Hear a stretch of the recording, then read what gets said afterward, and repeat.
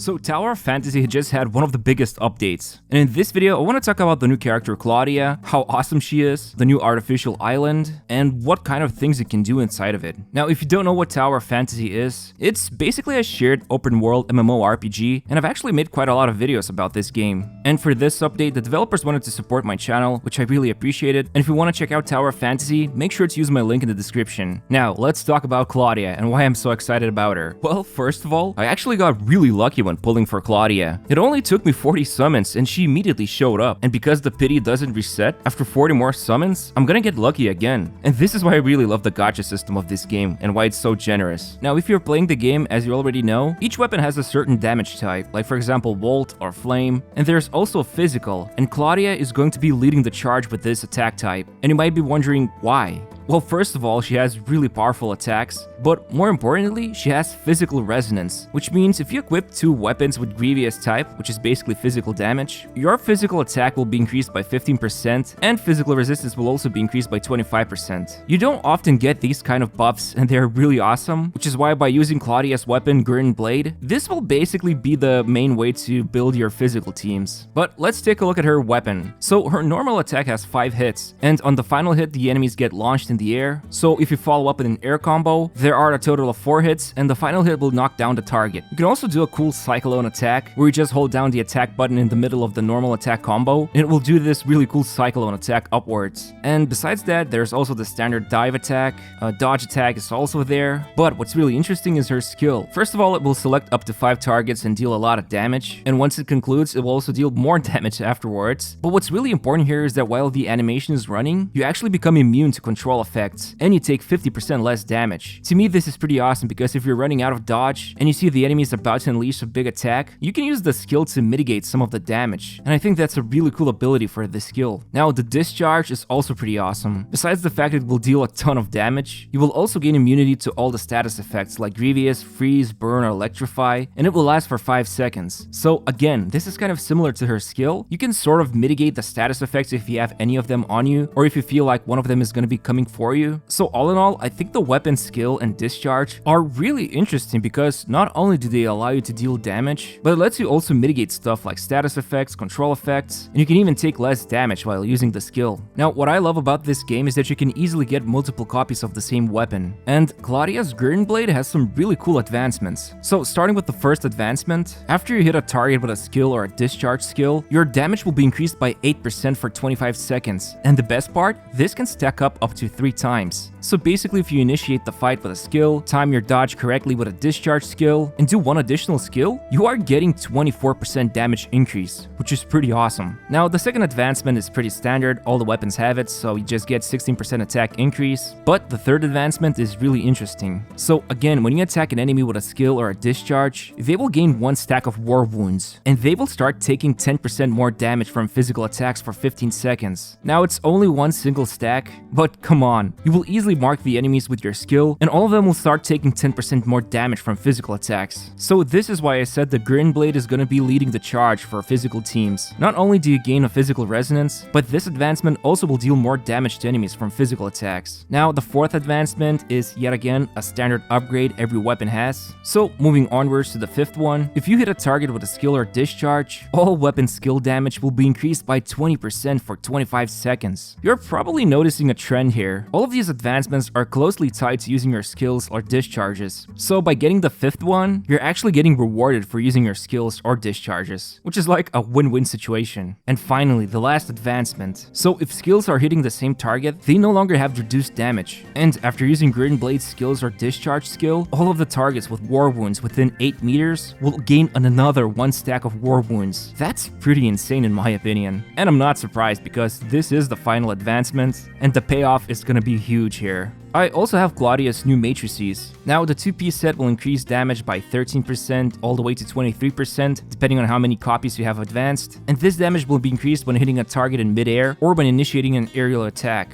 And as a nice side bonus, it will also reset your double jump upon hitting the target in midair. But I really want to focus on the 4-piece set here. So if you hit an enemy with a skill, all of the weapon skill cooldowns will be decreased by 1.5 or 3 seconds, depending on how many advancements you have, and it will increase the discharge damage from from 58% to all the way to 126% for 15 seconds. And it's a really good set to have not just on Claudia, but on any weapon that specializes in dealing air combos. All in all, Claudia looks amazing, her weapon, Grin Blade, is really awesome, and I've been having a ton of fun using this new weapon. Now obviously, if we have Claudia's weapon, there's no way I can ignore Shiro, because as you already know it, her weapon also deals physical damage, and basically using her chakram will be the best way to build your loadout with Grin Blade, especially if you have the third advancement unlocked, which will reset all of the weapon skill cooldowns upon shattering the target's shield. So yeah, this is my new favorite power couple to use in the game, for exploration, for bygone phantasm, for basically anything right now. And speaking about exploration, there's a new massive zone called Artificial Island you can explore, and you can get to it by just talking to this person at this location, and once you get there, there's a lot of stuff you can do. Like for example, there are these new bluish blackish portals, and once you step into them, they will actually just transport you to a specific location. There's also 10 collectible logs on the island called developer logs. In fact, by just getting onto the island, you will notice this portal I just talked about, and if you walk towards it, you will get transported to the first developer logs I just mentioned. So hey, I already showed you how to collect 1 out of 10 already. There's also some really scary world bosses you can challenge, like this massive flying dragon here, and there's new mechanisms you can trigger which will summon enemies, and if you clear them off, you of course get currency to pull for more summons or some other materials. Basically, I don't want to spoil the island too much, but I think the developers did a really great job at fleshing it out, and there's a lot of exciting and cool stuff you can find on it. But what's better than an artificial island? Well, what about having one of your own? So this update has actually brought one major change to the game. Once you reach level 60, or I believe you get to 840 exploration on Artificial Island, you get to unlock your very own private zone where you can just teleport into, and this is an area that's completely exclusive to you. So first of all, there are 6 major buildings that you can upgrade and build. The most important one being here is the development center, but there are also some unique stations you can visit. My personal favorite one right now is the workshop, because you can exchange for things like SSR matrices, which is pretty insane. And you probably noticed, what are these materials this workshop is asking for? Well, these are the new materials you can find all over your private zone. Since this area is exclusive to you, you can easily take out the world bosses by yourself here. Actually, I marked some stuff on the map here, so if you look at these icons, you can just copy them or take a picture and just go to these locations, and you will find tons of building materials you can acquire. In fact, the buildings you create or upgrade in this zone, like for example this cute turtle house, they also passively generate these special materials. So as you can see, this cute turtle here is working hard to produce those materials. Now, as I understand these locations I've shown you and the whole place you can explore, most of the stuff resets every 24 hours or basically each day. So on every server reset, you can just go and reform these materials, start acquiring some matrices from the workshop, upgrade your buildings, and do a lot of other bunch of stuff, which I think for a free-to-play player, this zone is absolutely awesome. And finally, there's one more major addition to this game. So Tower of Fantasy has finally added raid bosses, and there's currently 3 of them to choose from, and I'll be challenging Scarlet Apophis. And what I immediately love about this system is that there's matchmaking, so you don't actually have to go out there and look for people to join up together. Instead, the system will matchmake people together, and it actually doesn't take that long to find somebody to do the boss. Now, this is an 8-person raid, and immediately as I walked into the room with Apophis, he started unleashing deadly attacks. Now, as you can see, I'm actually using Claudia here along with Shiro, but I also have Samir's handguns equipped as well. I'm not sure if this is the best loadout yet for this boss,